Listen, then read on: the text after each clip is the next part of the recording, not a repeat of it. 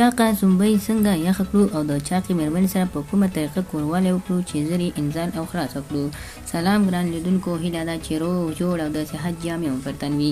زه یو ځل بیا ستاسو په خدمت کې د یو نوي ویډیو سره حاضر یم. هیله ده چې د پام وړ مو وګرځېږي. تر هر څه دمخه باید یادونه وکړم، که زموږ چینل مو نه وي سبسکرایب کړی نو زموږ چینل سبسکرایب کړئ او په خوا کې ورسره د ګونګړي نشان ووهئ. مننه.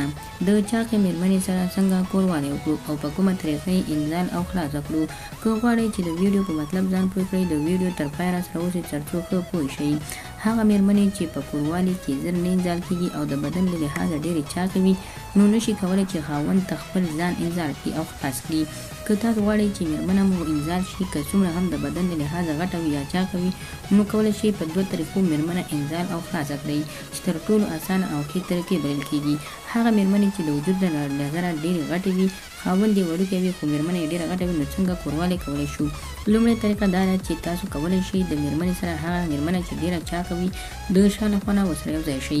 کومې مېرمنې چې ډېرې چاقې وي او د شا له خوا نه ورسره یو ځای شي، د دوی شهوت 50-50 کېږي، یعنې د دوی شهوت دومره ژر راځي که چېرته تاسو خپل کوتک ورنږدې کړی نه وي، نو دا مېرمن به وخته خلاصه شي.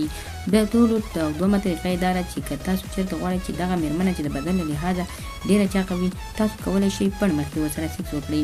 پړ مخکې سیکس دې ته ویل کېږي چې د شا له خوا نه مېرمنې سره سیکس وکړئ او د ځمکې پر لوري څملوئ او د هغې شرمګاه ته باید د مخې له خوا نه، یعنې په خېټې ته یا د خېټې له خوا نه بالښت کېږدئ او پښې د شا له خوا نه پرې ورجګې کړئ. په دغه طریقه کې مېرمنه تر ټولو زیات خوند اخیستلی شي. دا ځکه چې تاسو هم د شا له خوا نه ورته راوړاندې کېږئ او ستاسو ټول بدن ورسره لګېږي او ټچ کېږي او دې ته هم زیات خوند ورکوي. نو دغه دوه طریقې د چاقې یا پهلوانې مېرمنې لپاره کافي شافي دي چې تاسو کولی شئ مېرمنې ورسره انزال او خلاصې کړئ. نو خدای دې وکړي ملګرو چې زموږ د ویډیو څخه غلط مطلب وانخلئ. زموږ ویډیو لایک کړئ، شیر کړئ او زموږ چینل هم سبسکرایب کړئ. مننه.